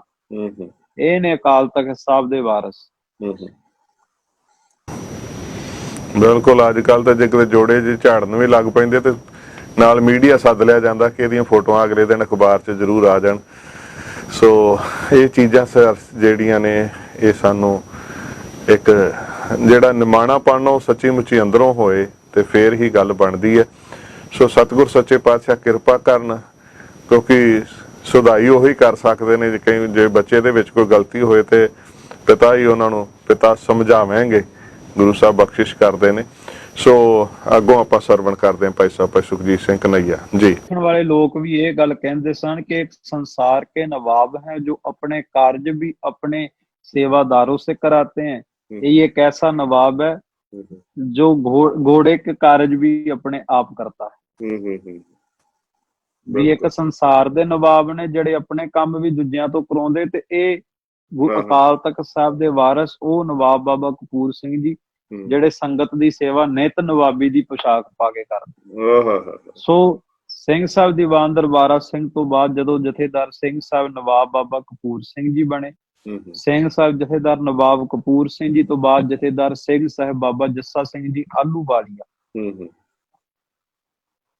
ਜਿਨ੍ਹਾਂ ਨੂੰ ਬੰਦੀ ਛੋੜ ਦਾ ਖਿਤਾਬ ਵੀ ਦਿੱਤਾ ਗਿਆ, ਸੁਲਤਾਨੁਲ ਕੌਮ ਦਾ ਖਿਤਾਬ ਵੀ ਦਿੱਤਾ ਗਿਆ, ਬਾਦਸ਼ਾਹੇ ਕੌਮ ਦਾ ਖਿਤਾਬ ਵੀ ਦਿੱਤਾ ਗਿਆ। ਹੁਣ ਵੇਖੋ, ਬੰਦੀ ਛੋੜ ਸਤਿਗੁਰੂ ਦੇ ਤਖਤ ਦੇ ਵਾਰਿਸ ਨੇ ਜੀ ਬਾਬਾ ਜੱਸਾ ਸਿੰਘ ਆਹਲੂਵਾਲੀਆ, ਤੇ ਉਹਨਾਂ ਨੂੰ ਬੰਦੀ ਛੋੜ ਦਾ ਖਿਤਾਬ ਵੀ ਮਿਲ ਰਿਹਾ। ਕਿਉਂ? ਕਿਉਂਕਿ ਉਹ ਕਾਰਜ ਵੀ ਸਨ ਉਹਨਾਂ ਦੇ ਜੀ, ਉਹਨਾਂ ਦੇ ਜੀਵਨ ਦੇ ਵਿੱਚੋਂ ਗੁਰੂ ਦੇ ਸਿੱਖਿਆ ਦੀ ਝਲਕ ਵੇਖਦੀ ਸੀ। ਬਿਲਕੁਲ 22,000 ਭਾਰਤ ਦੀਆਂ ਬਹੂ ਬੇਟੀਆਂ ਨੂੰ, ਧੀਆਂ ਭੈਣਾਂ ਨੂੰ ਜ਼ਾਲਮ ਦੀ ਕੈਦ ਤੋਂ ਬਾਬਾ ਜੱਸਾ ਸਿੰਘ ਆਹਲੂਵਾਲੀਆ ਜੀ ਨੇ ਛਡਾਇਆ ਜੀ। ਤੇ ਜਿਸ ਵਕਤ ਰਣ ਤੱਤੇ ਦੇ ਵਿੱਚ ਬਾਬਾ ਜੱਸਾ ਸਿੰਘ ਆਹਲੂਵਾਲੀਆ ਜੀ ਜੂਝ ਰਹੇ ਸਨ, ਇਤਿਹਾਸ ਦੇ ਬੋਲ ਨੇ ਕਿ ਸਰੀਰ ਦੇ ਉੱਤੇ 22 ਜ਼ਖਮ ਹੋ ਗਏ। 22 ਜ਼ਖਮ ਹੋ ਗਏ ਤੇ ਨਾਲ ਦੇ ਸਿੰਘਾਂ ਨੇ ਕਿਹਾ ਕਿ ਜਥੇਦਾਰ ਜੀ ਤੁਸੀਂ ਜੰਗ ਦਾ ਮੈਦਾਨ ਛੱਡ ਕੇ ਚਲੇ ਜਾਓ, ਰਣ ਤੱਤਾ ਛੱਡ ਜਾਓ, ਤੁਹਾਡੇ ਸਰੀਰ ਤੇ ਜ਼ਖਮ ਹੋ ਗਏ ਨੇ। ਉਹ ਕਹਿਣ ਲੱਗੇ ਕਿ ਜਿਹੜੇ ਮੇਰੇ ਸਰੀਰ ਦੇ ਜ਼ਖਮ ਨੇ ਇਹ ਤਾਂ ਠੀਕ ਹੋ ਜਾਣਗੇ, ਇਹਨਾਂ ਦਾ ਇਲਾਜ ਤੇ ਹੋ ਸਕਦਾ ਹੈ, ਪਰ ਜੇ ਮੈਂ ਇਹਨਾਂ ਧੀਆਂ ਭੈਣਾਂ ਦੀ ਰਾਖੀ ਨਾ ਕਰ ਸਕਿਆ, ਜਿਹੜੇ ਜ਼ਖਮ ਮੇਰੀ ਆਤਮਾ ਤੇ ਲੱਗਣਗੇ, ਉਸ ਆਤਮਾ ਦੇ ਜ਼ਖਮਾਂ ਦਾ ਇਲਾਜ ਨਹੀਂ ਹੋ ਸਕਦਾ। ਇਹ ਨੇ ਅਕਾਲ ਤਖਤ ਸਾਹਿਬ ਦੇ ਵਾਰਿਸ, ਖਾਲਸਾ ਸੋ ਜੋ ਕਰੈ ਨਿਤ ਜੰਗ ਜੀ, ਜਿਹੜੇ ਆਪਣੇ ਤਨ ਦੀ ਕੁਰਬਾਨੀ ਦੇਣ ਲਈ ਸਦਾ ਹੀ ਤਿਆਰ ਨੇ। ਤੇ ਦੂਸਰਾ ਇਹ ਵੀ ਇਤਿਹਾਸ ਦੇ ਵਿੱਚ ਬਚਨ ਆਉਂਦਾ ਹੈ ਕਿ ਸਤਿਗੁਰੂ ਗੁਰੂ ਹਰਗੋਬਿੰਦ ਸਾਹਿਬ ਮਹਾਰਾਜ ਸੱਚੇ ਪਾਤਸ਼ਾਹ ਨੇ ਕੇਵਲ 12 ਫੁੱਟ ਉੱਚਾ ਥੜਾ ਤਿਆਰ ਕਰਾਇਆ ਸੀ। ਜਿਹੜੀ ਸ਼੍ਰੀ ਅਕਾਲ ਤਖਤ ਸਾਹਿਬ ਜੀ ਦੀ ਇਮਾਰਤ ਉਹ ਜਥੇਦਾਰ ਬਾਬਾ ਜੱਸਾ ਸਿੰਘ ਆਹਲੂਵਾਲੀਆ ਜੀ ਨੇ ਤਿਆਰ ਕਰਵਾਈ ਸੀ। ਉਹਨਾਂ ਨੇ ਕਾਰ ਸੇਵਾ ਕਰਵਾਈ ਸੀ ਆਪਣੇ ਹੱਥੀਂ ਜੀ ਜੀ ਉਸ ਪਾਵਨ ਪਵਿੱਤਰ ਇਮਾਰਤ ਦੀ। ਇਹ ਇਤਿਹਾਸ ਦੇ ਬੋਲ ਨੇ। ਔਰ ਸਿੰਘ ਸਾਹਿਬ ਬਾਬਾ ਜੱਸਾ ਸਿੰਘ ਆਹਲੂਵਾਲੀਆ ਜੀ ਨੇ ਲਾਲ ਕਿਲੇ ਦੇ ਉੱਤੇ 19 ਵਾਰ ਨਿਸ਼ਾਨ ਸਾਹਿਬ ਚਲਾਇਆ ਉਸ ਤਖਤ ਦੇ ਉੱਤੇ। ਪਰ ਮੈਂ ਬੇਨਤੀ ਕਰਾਂ ਵੀ ਜਦੋਂ ਨਿਸ਼ਾਨ ਸਾਹਿਬ ਲਾਲ ਕਿਲੇ ਤੇ ਚਲਾਇਆ, ਉਧਰੋਂ ਬੰਦੀ ਛੋੜ ਦਿਵਸ ਆ ਗਿਆ।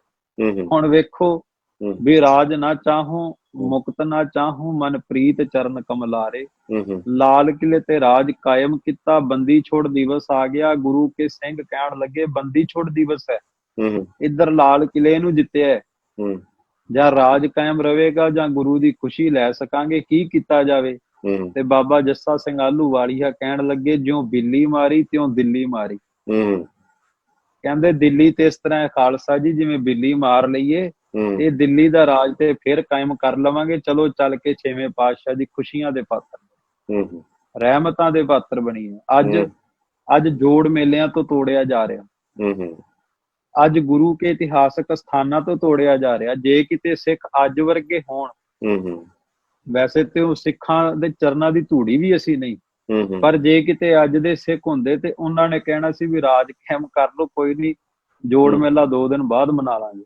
ਪਰ ਉਹਨਾਂ ਨੇ ਰਾਜ ਭਾਗ ਨਹੀਂ, ਉਹਨਾਂ ਨੇ ਅਕਾਲ ਤਖਤ ਸਾਹਿਬ ਦੀ ਧਰਤੀ ਤੇ ਆ ਕੇ ਆਪਣੇ 6ਵੇਂ ਪਾਤਸ਼ਾਹ ਬੰਦੀ ਛੋੜ ਸਤਿਗੁਰੂ ਸੱਚੇ ਪਾਤਸ਼ਾਹ ਜੀ ਦੇ ਪ੍ਰੇਮ ਦੇ ਵਿੱਚ ਭਿੱਜ ਕਰਕੇ ਬੰਦੀ ਛੋੜ ਦਿਵਸ ਮਨਾਇਆ। ਸੋ ਉਹ ਸਨ ਅਕਾਲ ਤਖਤ ਦੇ ਵਾਰਿਸ, ਜਿਨ੍ਹਾਂ ਦੇ ਰਸਨਾ ਦੇ ਉੱਤੋਂ ਇਹ ਬੋਲ ਝਲਕਦੇ ਸਨ, ਰਾਜ ਨਾ ਚਾਹੂੰ ਮੁਕਤ ਨਾ ਚਾਹੂੰ ਮਨ ਪ੍ਰੀਤ ਚਰਨ ਕਮਲਾਰੇ। ਜੀ ਜੀ ਬਿਲਕੁਲ। ਐਸੀ ਲਾਲਨ ਤੁਝ ਬਿਨ ਕੌਣ ਕਰੈ, ਗਰੀਬ ਨਿਵਾਜ ਗੁਸਈਆ ਮੇਰਾ ਮਾਥੇ ਛਤਰ ਤਰੈ। ਵਾਹ ਵਾਹ, ਬਿਲਕੁਲ। ਇਹ ਸਤਿਗੁਰ ਸੱਚੇ ਪਾਤਸ਼ਾਹ ਜੀ ਦੀ ਕਿਰਪਾ ਵੇਖੋ ਉਹਨਾਂ ਗੁਰਸਿੱਖਾਂ ਦੇ ਉੱਤੇ, ਉਹਨਾਂ ਦੇ ਹਿਰਦੇ ਦੇ ਵਿੱਚ ਹੀ ਬਾਣੀ ਵਸੀ ਹੋਈ ਸੀ। ਸਿਰਫ ਉਹ ਜਾਪ ਹੀ ਨਹੀਂ ਸੀ ਕਰਦੇ, ਉਹਦੇ ਉੱਤੇ ਅਮਲ ਕਰਦੇ ਸੀ। ਸੋ ਉਹਨਾਂ ਦੇ ਮਨ 'ਚ ਹੀ ਸੀਗਾ ਇਹ ਦੁਨਿਆਵੀ ਪਾਤਸ਼ਾਹੀਆਂ ਨੂੰ ਤੁੱਛ ਜਾਣਦੇ ਸਨ ਜੀ। ਸਿੰਘ ਸਾਹਿਬ ਬਾਬਾ ਜੱਸਾ ਸਿੰਘ ਜੀ ਆਹਲੂਵਾਲੀਆ ਜੀ ਤੋਂ ਬਾਅਦ ਅਕਾਲੀ ਬਾਬਾ ਨੈਣਾ ਸਿੰਘ ਜੀ, ਫਿਰ ਸਿੰਘ ਸਾਹਿਬ ਅਕਾਲੀ ਬਾਬਾ ਫੂਲਾ ਸਿੰਘ ਸਾਹਿਬ ਜੀ, ਜਿਨ੍ਹਾਂ ਬਾਰੇ ਭਾਈ ਕਾਹਨ ਸਿੰਘ ਨਾਭਾ ਮਹਾਨ ਕੋਸ਼ ਵਿੱਚ ਲਿਖਦੇ ਨੇ ਕਿ ਅਕਾਲੀ ਫੂਲਾ ਸਿੰਘ ਜੀ ਗੁਰੂ ਗੋਬਿੰਦ ਸਿੰਘ ਮਹਾਰਾਜ ਸੱਚੇ ਪਾਤਸ਼ਾਹ ਦੇ ਸਾਜੇ ਅਕਾਲੀ ਪੰਥ ਦਾ ਇੱਕ ਬਹੁਤ ਹੀ ਮਹਿਕਦਾ ਹੋਇਆ ਫੁੱਲ ਨੇ। ਜਿਸ ਮਹਿਕਦੇ ਹੋਏ ਫੁੱਲ ਦੇ ਵਿੱਚੋਂ ਖੁਸ਼ਬੂ ਨਿਕਲਦੀ ਹੈ ਉਸ ਅਕਾਲ ਦੇ ਨਾਮ ਦੀ, ਕਿਉਂਕਿ ਉਹ ਅਕਾਲ ਦੇ ਪੁਜਾਰੀ ਨੇ ਤੇ ਤਾਂ ਹੀ ਅਕਾਲੀ ਨੇ। ਜੀ ਜੀ। ਅਕਾਲ ਅਕਾਲ ਗੁਰਬਰ ਅਕਾਲ ਦਾ ਜਾਪ ਕਰਕੇ ਖੁਦ ਉਹ ਅਕਾਲੀ ਹੋ ਚੁੱਕੇ ਨੇ, ਭਾਵ ਉਹਨਾਂ ਦੀ ਸੋਚ ਕਾਲ ਤੋਂ ਰਹਿਤ ਹੋ ਚੁੱਕੀ ਜੀ। ਸਿੰਘ ਸਾਹਿਬ ਅਕਾਲੀ ਬਾਬਾ ਫੂਲਾ ਸਿੰਘ ਦੇ ਕੀਤੇ ਫੈਸਲਿਆਂ ਤੇ ਅੱਜ ਵੀ ਪੰਥ ਮਾਣ ਕਰਦਾ, ਕਿਉਂਕਿ ਵੇਖੋ ਉਹੀ ਸਿੰਘ ਸਾਹਿਬ ਅਕਾਲੀ ਬਾਬਾ ਫੂਲਾ ਸਿੰਘ ਜੀ ਨੇ ਜਿਹੜੇ ਮੌਕੇ ਦੇ ਬਾਦਸ਼ਾਹ ਸ਼ੇਰੇ ਪੰਜਾਬ ਮਹਾਰਾਜਾ ਰਣਜੀਤ ਸਿੰਘ ਨੂੰ ਵੀ ਲਾਚੀ ਬੇਰੀ ਨਾਲ ਬੰਨ ਕੇ ਕੋੜੇ ਮਾਰਨ ਦੀ ਸਜ਼ਾ ਸੁਣਾਉਣ ਦੀ ਜੁਰਤ ਰੱਖਦੇ ਬਿਲਕੁਲ। ਭਾਵ ਜੇ ਬਾਦਸ਼ਾਹ ਨੇ ਆਪਣੀ ਕੇਸਾਂ ਨੂੰ ਕਲਫ ਲਾਇਆ, ਭਾਵ ਦਾੜੇ ਨੂੰ ਕਲਫ ਲਾਇਆ, ਦਾੜੇ ਨੂੰ ਰੰਗਿਆ, ਸਿੱਧੇ ਭਾਸ਼ਾ ਚ ਮੈਂ ਕਹਾਂ ਦਾੜੇ ਨੂੰ ਰੰਗਿਆ, ਤੇ ਸਿੰਘ ਸਾਹਿਬ ਜੀ ਨੇ ਸਜ਼ਾ ਸੁਣਾ ਦਿੱਤੀ। ਜੇ ਉਸਨੇ ਕੇਵਲ ਨਾਚ ਹੀ ਵੇਖ ਲਿਆ ਕਿਸੇ ਔਰਤ ਦਾ ਤਾਂ ਵੀ ਸਜ਼ਾ ਸੁਣਾ ਦਿੱਤੀ।